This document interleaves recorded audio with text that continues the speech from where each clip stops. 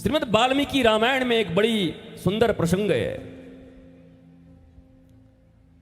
रावण के दरबार में जब हनुमान जी को प्रस्तुत किया जाता है तो रावण ने बड़े उस श्रृंखल तरीके से पूछा, कहते कपे, ए कपी, ए बंदर, कौन है तू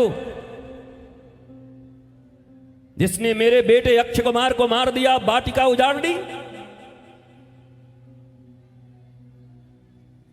कौन है तू?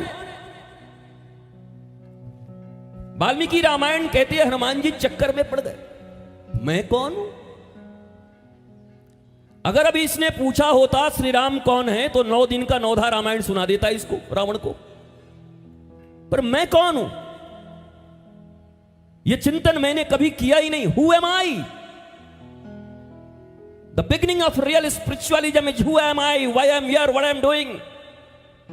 यह अध्यात्म का ब्रह्म सूत्र है। मैं कौन हूं? दुनिया को जानने का दावा करने वाले लोग शर्मा जी को जानते, वर्मा जी को जानते, दुबे जी को जानते, सिंह जी को जानते, सिंघानी को जानते, श्रीवस्तानी को जानते, खुद को जानते हो? खुद से परिचय नहीं, खुद के मन के ऊपर नियंत्रण नहीं। तुम्हारा मन ही तुम्हें दुखों के जंजाल में डुबाए हुए है और दुनिया को जानते चल रहे हैं। बड़ी गोतनी को जान लिया, जेठानी को जान लिया, देवरानी को जान लिया, साले को जान लिया, साली को जान लिया, फूफा को जान लिया, फूफी को जान लिया, फ्रेंड को जान लिया, फास्ट फ्रेंड को जान लिया, फास्ट फूड को जान लिया। खुद को भी जाने कि कोरे रह गए। हनुमान जी चिंता में पड़ गए, मैं कौन? हनुमान, ये तो कोई ओरिजिनल नेम नहीं है। इस बार हनुमान नाम पड़ा है, पिछली बार कुछ और था, अगली बार आऊंगा तो कुछ और पड़ेगा। ये तो मेरा परिचय नहीं है। हनुमान, अंजनी पुत्र। इस बार अंजनी मेरी मैया बनी है, अगली बार कोई और बन जाएगी। उसके पहले कोई और थी। मैया भी बदलती रहती है, पिता भी बदलते रहते, तो ये भी मेरा परिचय नहीं है। हनुमान जी गहन चिंतन में पड़ गए। कहते माता सीता ने जो चूड़ामणि उतार कर दिया था उनको कि श्री राम को देना, जैसे तुमने मुद्रिका लाई वैसे ये चूड़ामणि दिखाओगे तो उन्हें विश्वास होगा कि तुम मुझसे मिलकर जा रहे हो।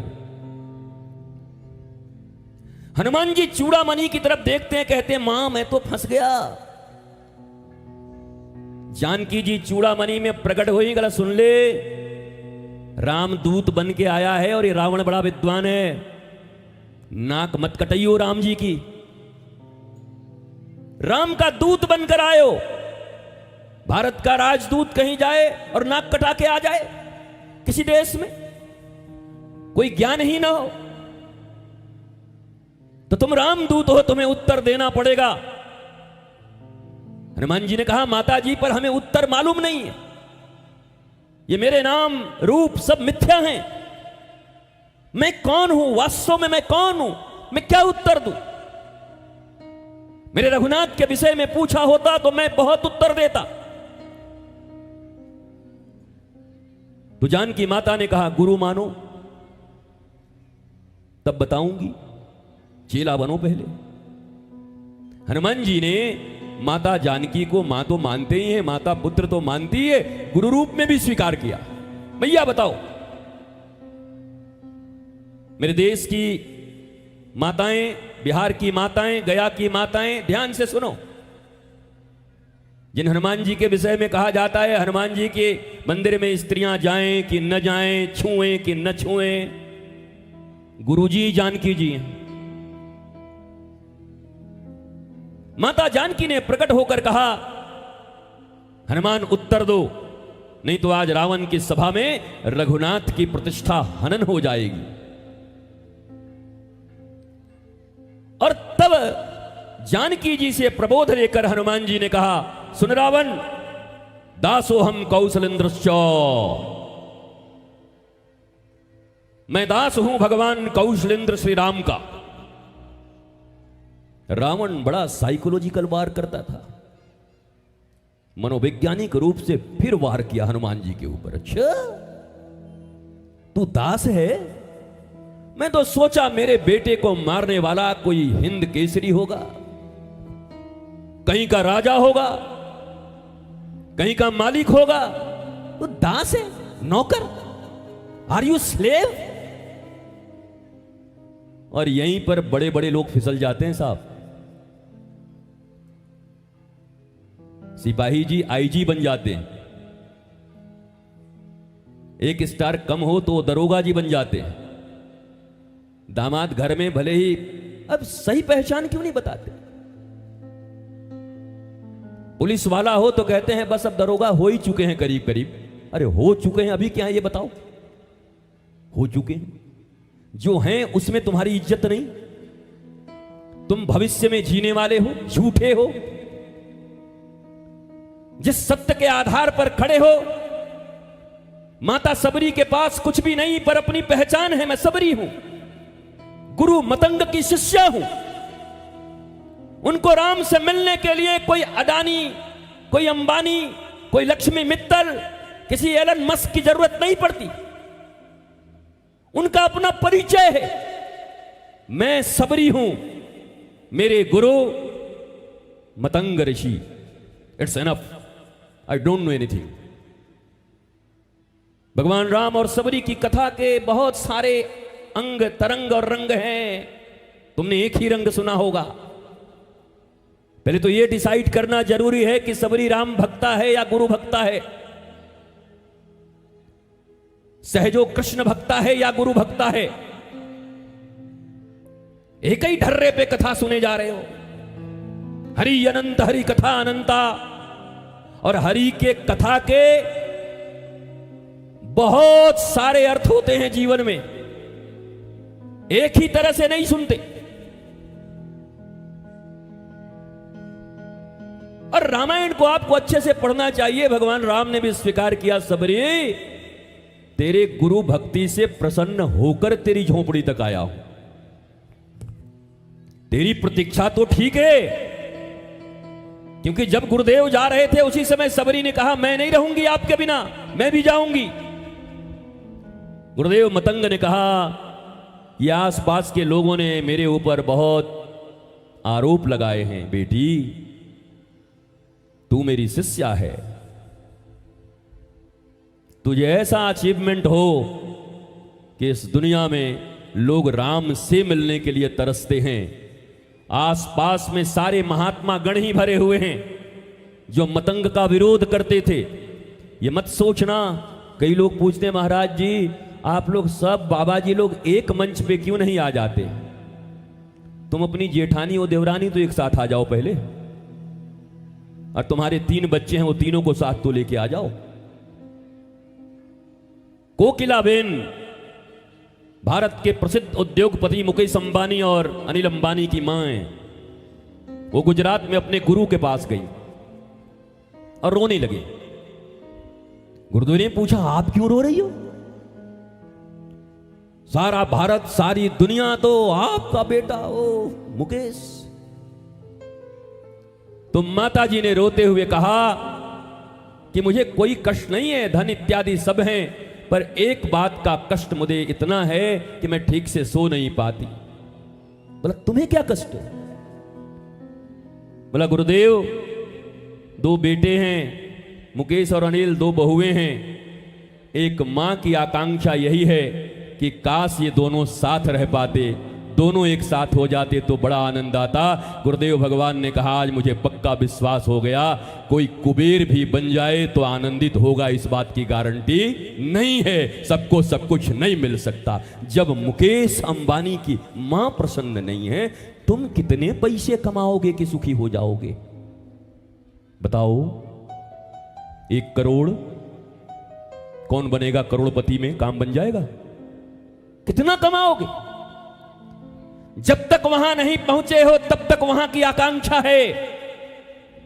जब वहां पहुंचोगे और मिलोगे कभी उन लोगों से, पास से मिलने का अवसर मिलेगा, तब तुम्हें लगेगा कि अपनी जिंदगी के बहुत सारे दिन तुम ऐसे चीज को प्राप्त करने में लगा दिया जो मुझे सुख शांति और आनंद नहीं दे सकता, लेकिन तब तुम्हारे पास श्वासें नहीं बची होंगी। याद रखना, श्वासें तो गिनकर मिली हैं और ये धड़कन गिनकर मिला है, एक ज्यादा नहीं मिलेगा, एक श्वास ज्यादा नहीं मिलेगा। एक, चाहे जितने धन हो सिकंदर की तरह, अलेक्जेंडर की तरह, चाहे सब कुछ देने को राजी हो जाओ, पर अलेक्जेंडर अपनी भूमि पर न जा पाया, अपनी मां के पास न जा पाया। और इसलिए सिकंदर ने कहा कि सुन, अब तो मैं मर ही रहा हूं, आधी संपत्ति तुझे देने को तैयार था, वैद्य को, डॉक्टर को, तू बचा नहीं पा रहा है एक मिनट के लिए भी।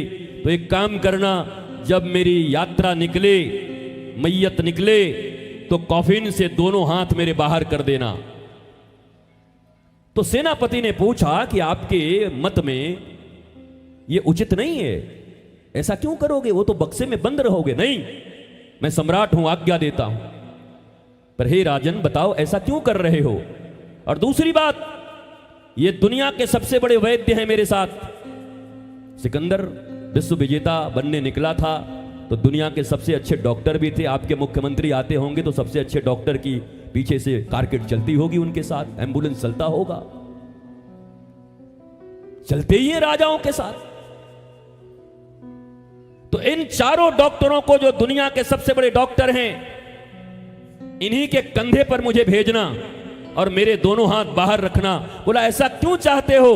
बोला मैं दुनिया को यह बताना चाहता हूं कि पूरी दुनिया को जीतने का प्रयत्न करने वाला सिकंदर, सारी दुनिया की संपत्ति जिसके पास थी, उसको भी इस दुनिया के बड़े से बड़े डॉक्टर न बचा सके, और आया भी खाली हाथ था और जा भी खाली हाथ रहा है। इसलिए मेरे हाथ बाहर रखना, मैं दुनिया वालों को यह बताना चाहता हूं, मैं सिकंदर ऐसे ही जा रहा हूं। एक सीख दे गया अपने यूनान को। पर हम सीख से सीखते नहीं हैं। हमारी मति इतनी मारी गई है कि जब तक गड्ढे में गिर के खुद का पैर न तोड़ ले, तब तक मम्मी पापा की भी बात नहीं सुनते। पिताजी कहेंगे बेटा ये रास्ता ठीक नहीं है, मैं भी स्कूल कॉलेज में पढ़ा हूं, तकलीफ पाएगा। आप ओल्ड मैन, एडवांस जमाना आप जानते नहीं, हम लोग मॉडर्न लोग हैं। मॉडर्न कैसे मॉडर्न हो भैया। बाल ऐसे ऐसे खड़ा कर लिए स्पाइक्स की तरह, ऐसा लगता है 440 वोल्ट का करंट मार दिया। पैंट ठीक से नहीं पहन सकते, ईंट से रगड़ रगड़ के पैंट फाड़ दिया है। कान छिदाई, नाक छिदाई, एक ने जीभ छिदा लिया पूरा। हमने कहा ये क्या है। बोला I am cool. You are not cool, you are biggest फूल।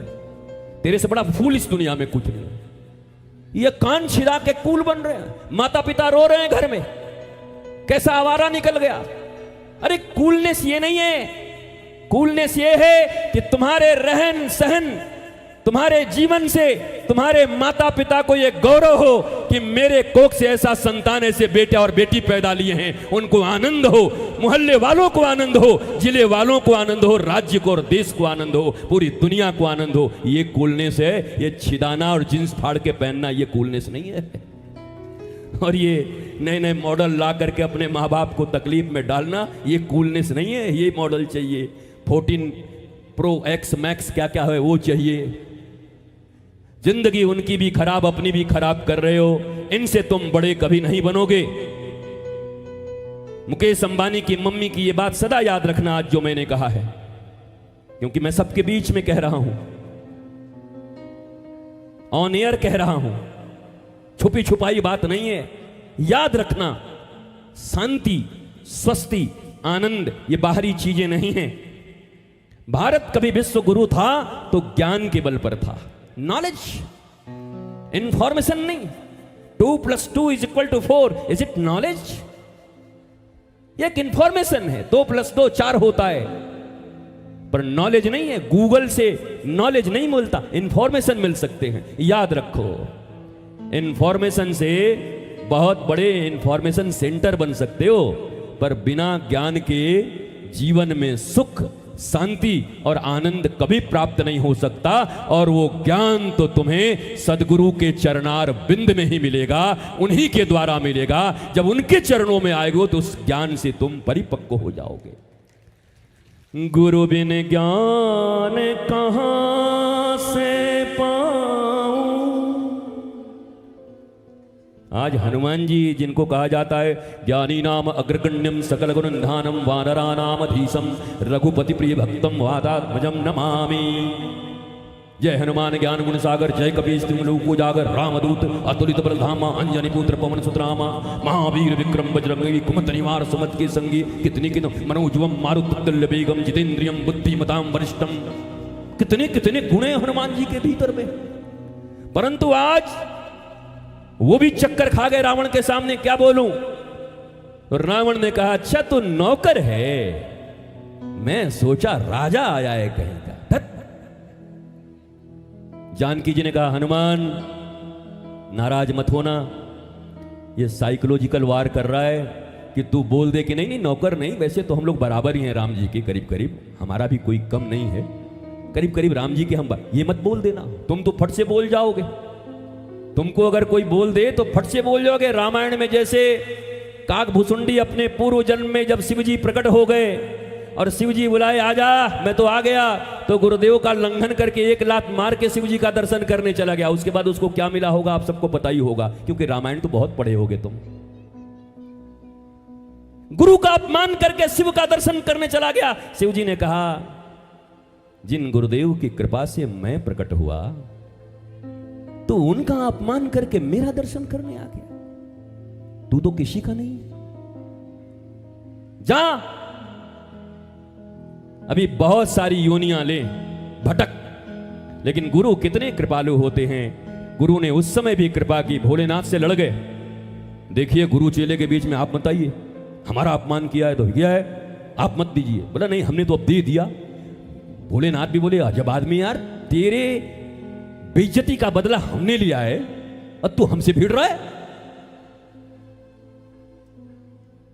गुरुदेव ने कहा गुरु शिष्य का रिश्ता ही ऐसा होता है, मां बेटे का रिश्ता, पिता पुत्र का रिश्ता, गुरु शिष्य का रिश्ता।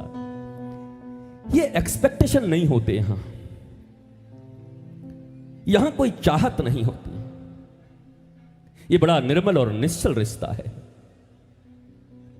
इस रिश्ते की कदर करना जिसने सीख लिया, हमारे गुरुदेव कहा करते जिसने अपने जीवन में अपनी माता को प्रेम कर लिया ठीक से, माते के प्रति भक्ति जिसके जीवन में आ गई, अपनी मां के प्रति, उस बच्चे को कृतिवान और यशस्वी होने से कोई नहीं रोक सकता।